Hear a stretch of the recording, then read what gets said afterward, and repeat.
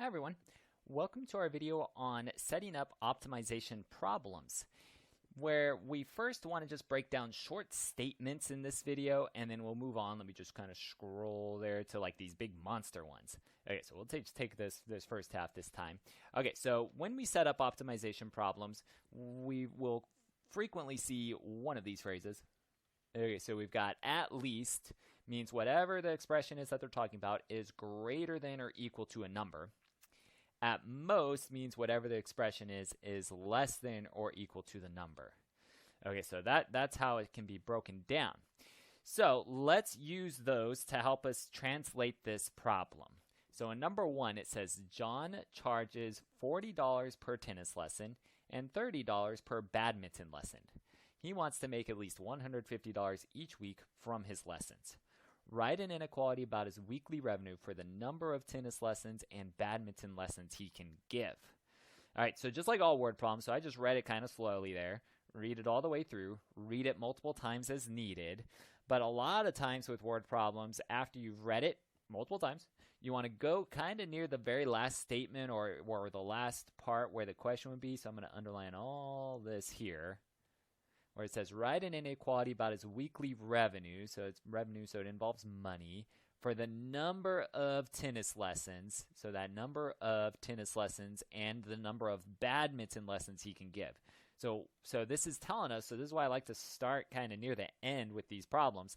This is telling us what the variable should be. So we don't know the number of tennis lessons. We don't know the number of badminton lessons. So those should be our variables. So we're going to let x be the number of tennis lessons, and we'll let y be the number of badminton lessons. Okay, so and make sure to write out like the number of tennis lessons, because we don't want to just write tennis or badminton, because it could refer to something else. For instance, maybe it is some dollar amount in some other problem. So instead of the number of tennis lessons, maybe it is the cost per tennis lesson. Okay, so it could be different. So be careful of those units. So go ahead, write it out. Don't be too lazy on it. So don't just write tennis, don't just write badminton, because that won't be clear in some of these other problems. All right, so but now that we do have this, it wants us to write an inequality, so we'll get one of those symbols involved. But let's break down the start again. So it did say John charges $40 per tennis lesson. Okay, so $40 per tennis lesson. I'm doing that in the black ink, and then $30 per badminton lesson in the blue. And then it says he wants to make at least, there's that key phrase, and then there's the number that they're talking about, so at least $150 each week from his lessons. Okay, so let's use that least. So we don't have the expression yet, but we have the at least the number. So we've got it like that. So greater than or equal to 150. So blank greater than or equal to 150. Well, what's really nice about these problems is most of the time all we have to do is just connect whatever the coefficient is to our variable for their respective units. So we've got $40 per tennis lesson, so we will do 40x. So we'll put that there. And so plus whatever badminton lessons he can give. So $30 per badminton lesson, so plus 30y. Okay, and there we go.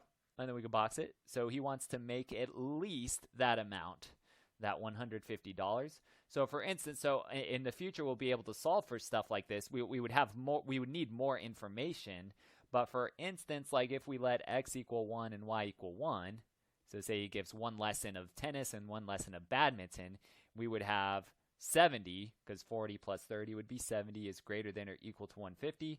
So we would say, hey, 70 is not greater than 150. He has not given enough lessons. So we know 1 and 1 would not be correct. Okay, so he wants to make at least $150. He wants that $150 to be the minimum amount that he makes. And so that's why this needs to be greater than. So he needs to put in more lesson time. So for instance, if we let x equal 5 and y equal 1, that would make it to be 230 once it reduces. my inequality got a little messy there, but 230 would be greater than or equal to 150. And so, hey, yeah, that would work. So if he gave 5 tennis lessons and 1 badminton lesson, that would make it to where he gets the minimum, at least the minimum amount of money that he wanted. Okay, so that's the breakdown. So again, right up here is just as soon as you see at least, you just think whatever greater than or equal to number.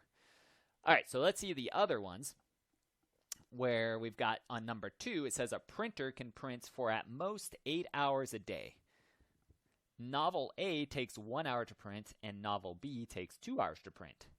Write an inequality about the printer's work time. Okay, so this time around it didn't write it as nice, I don't think, as that last statement on number 1. So it says write an inequality about the printer's work time. Okay, so that's okay to know about, but what we would know, or what we can infer from this, is that the printer is trying to print some number of novel A and some number of novel B. So it still can help a little bit, even if it didn't break it down exactly the way we might wanted it to.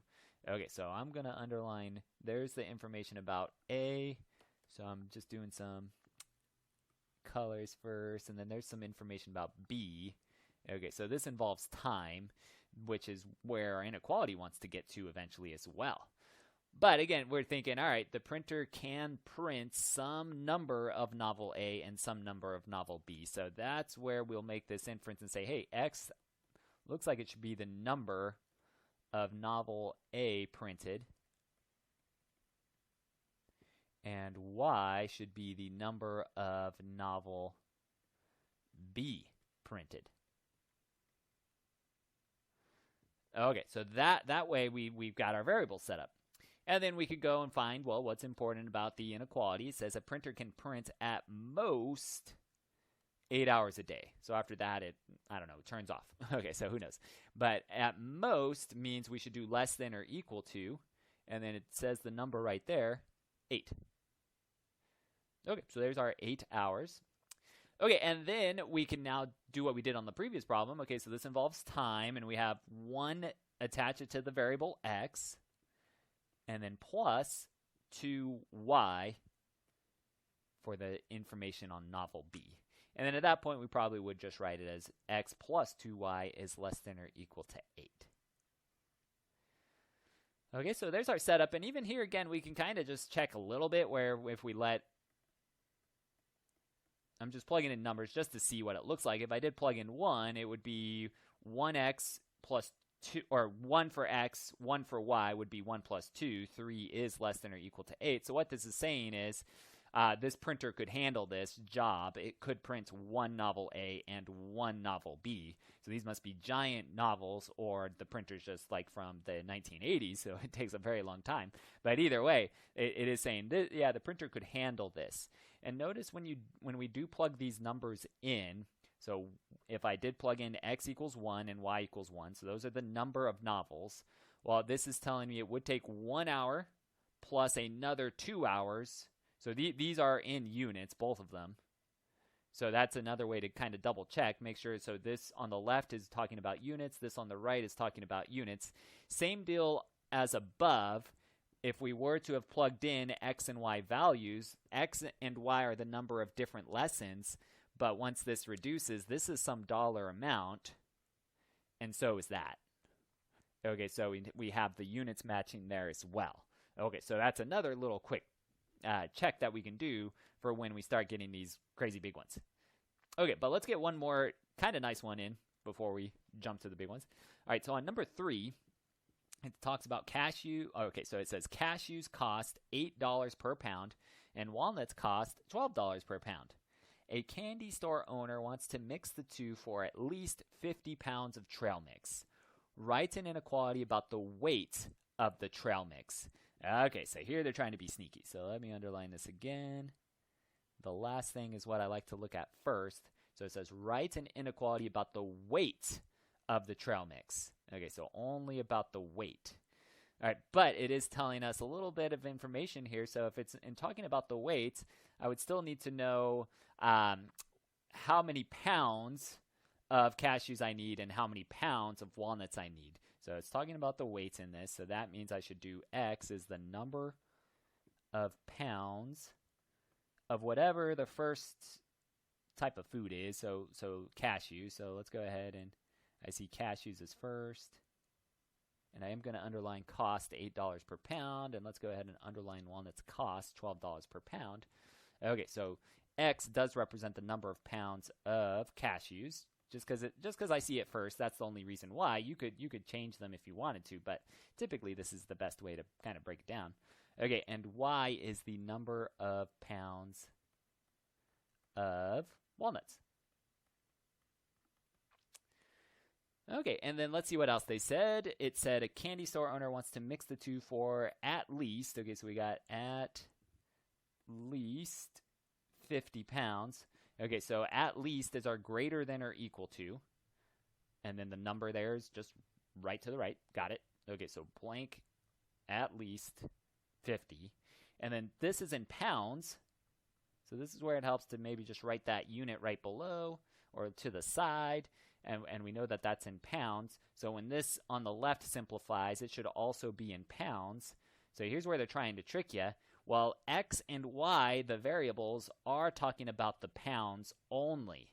So that means we should just add those two together. X plus Y, like that, greater than or equal to 50. Okay, so these are, so if we let, say again, X equal 30 and Y equal 30, let's say, yeah, that's good, 30. Then we would have 30 pounds, because X represents the number of pounds of cashew, so 30 pounds of cashew plus 30 pounds of walnuts. So it's saying, yeah, if I do just make up something to check real quick, it's saying I have 60 pounds of whatever is greater than or equal to 50 pounds of whatever they wanted there. So just to kind of quickly check it.